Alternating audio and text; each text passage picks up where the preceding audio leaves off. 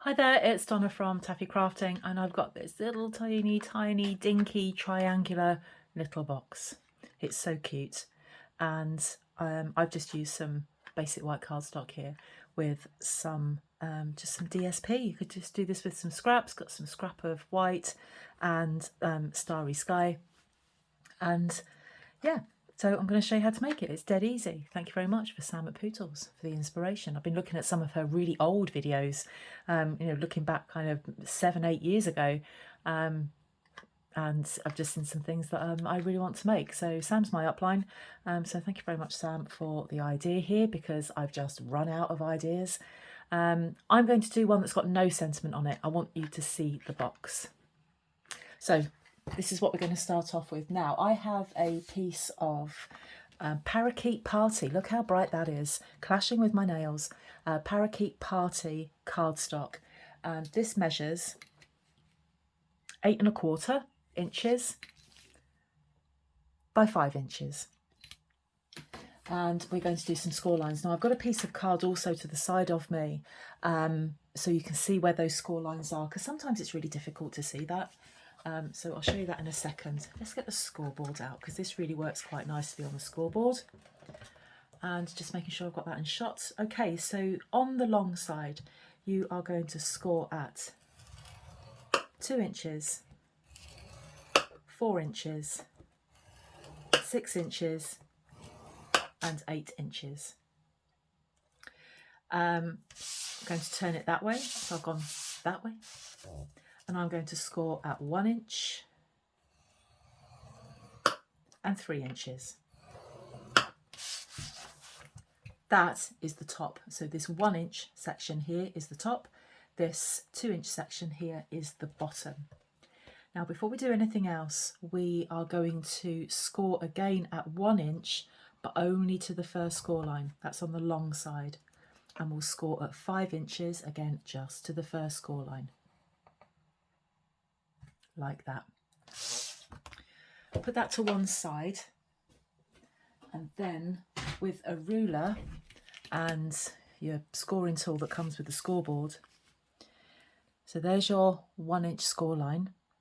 You're going to go to where that meets the first horizontal score line, and then score from there down to that first corner there. And then you're going to do the same, and you're going to do that to there. So from that 1 inch mark where those two lines meet, and then score like that. I'll show you on another piece of card in a second. With this, we're going to do the same. Score like that. Oops, gosh, it keeps moving. And like that. I don't know if you can see those, but that's even better. So if you want to take a screenshot of that, now's the time to do it. So that's what you're left with there, your score lines. Okay, so with your bone folder, start off first by burnishing these score lines. So that small 1/4 inch size one is a bit on the tricky side, but once you've got past that, don't do the diagonals just yet. Do those in a moment.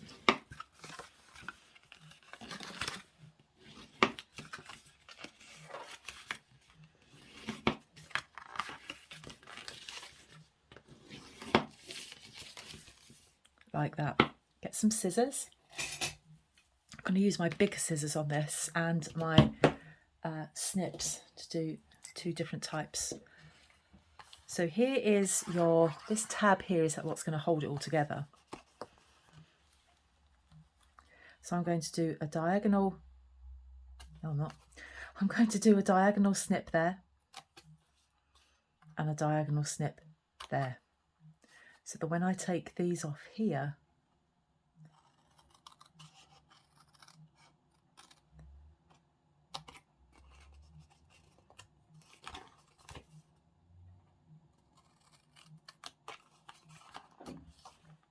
you're left with that. And then this one here that's nearest to the tab, that's going to be our lid. So what I'm going to do is get rid of all of these. Now, I always found when I first started off doing paper crafting that I used to take it very slowly, keep watching the video over and over to make sure that I had all the right cuts and things. And what I'm going to do is just pause now. So you can see then what we've got. Your tab, just that one rectangle there, that's on the 1 inch. These are the 2 inches, and I've taken all of that away. And then at the bottom here, just cut up each of these score lines.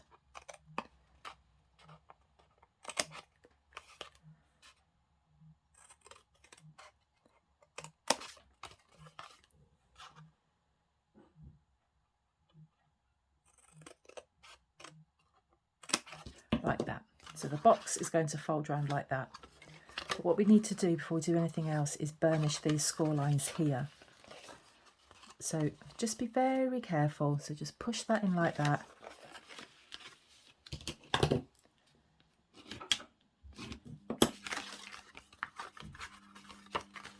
And then just carefully just push it and then burnish it. Don't rush that process. And then with this one,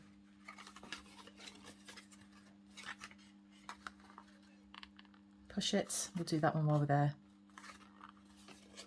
And then burnish those score lines.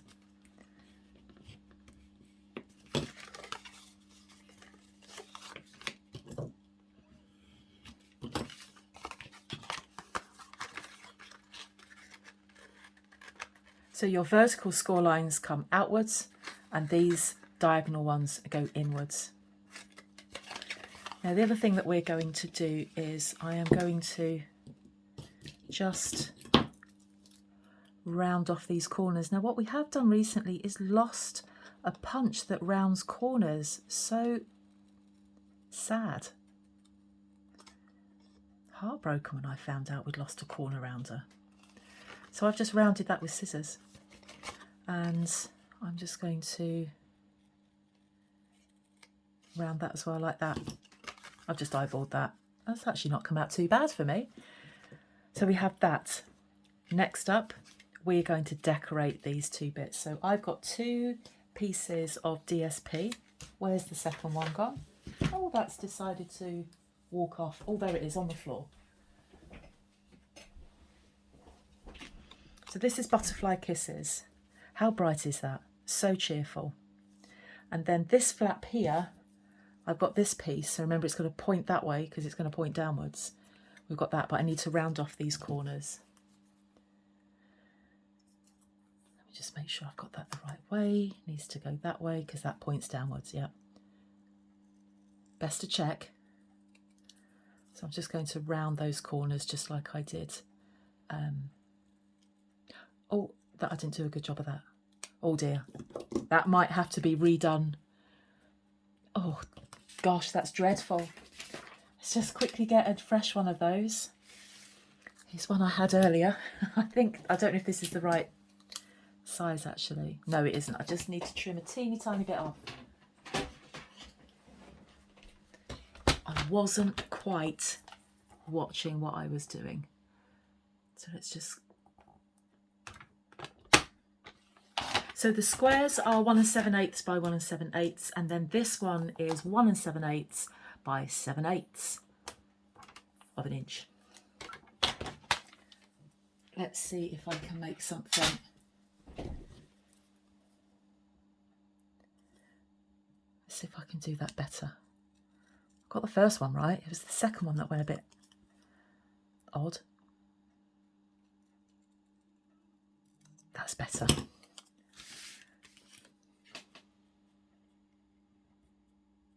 There we go. Right. So with some liquid glue, we're just going to stick those down very quickly.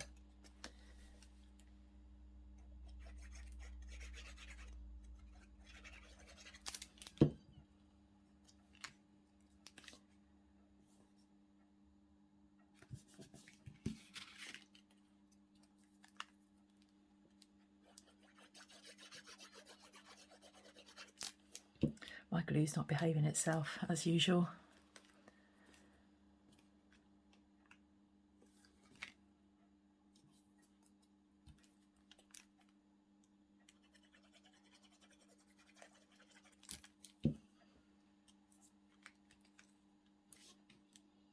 So there we have all of our bits and pieces.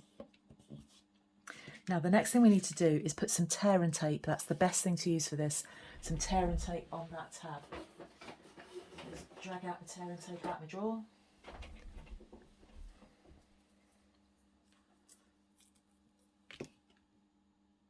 So this project is for 3D Thursday. Myself, Crafty Karen Designs and Vicky Lou Designs have been doing 3D Thursday and Funfold Friday for about a month and a half. This is probably week 6, I think. And we're really enjoying it. It's been really good to have some projects, a real proper theme to follow. So I've put this on the outside. So I've got my tear and tape there on the outside. So there's the inside. There's your one with the tear and tape. And then bring that over. And if all your score lines are nice and accurate, that should just meet up there like that. And push that together. And we need to put these flaps down. So put the side flaps down. And then if that's your lid there, push that one forward and then bring that one over. Let's put some tear and tape on that first.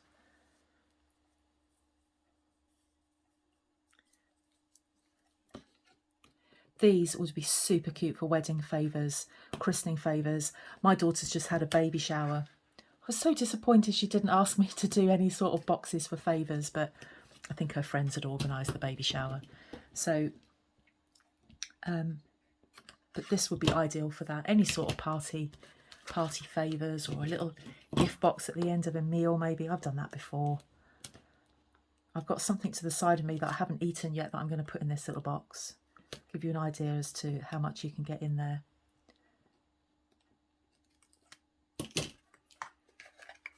So just make sure that is square before you put it all together. Fold that down like that. And then what we're going to do, oh, that's not stuck very well. Let's push that together, just save that quickly. That's better. So push that together and that comes down like that.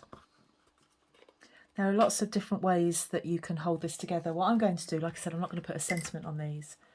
I've got the in colour baker's twine. And this is what I'm going to do. I've got a big long length of this, but I won't need all of it. So just leave a little bit out like that. And I'm just going to wind some of this around. Oh, it keeps catching on my finger there. So we've got a few wraps of those, and then just tie this in a knot.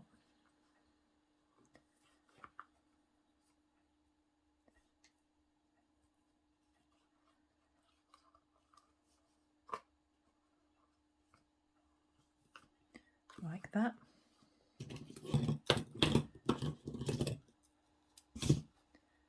And just cut it off. And then you have a little box. And I went and forgot to put the things in the box. So I'm going to be very brave and take this off. Fingers crossed this goes back on. So I'm just going to leave that like that. Now I've got some jelly beans to the side of me here. Bought these on my way home from work. So there's a handful of those. And I'm just going to drop those in there. So it'll take loads. This is just a little mini bag of jelly beans. You could fill these with chocolates. There we are. Oh, that's too many in there. It won't shut. You might just need to wobble them about a bit to get, there we are. Fold it over like that. It's jam-packed with beans. And then get your twine back over that.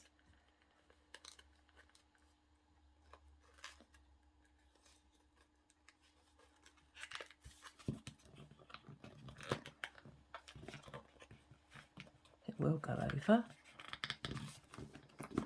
Just needs a bit of persuasion. take to one side and have a word with it. There we are, that's back on there. Should have filled that up beforehand.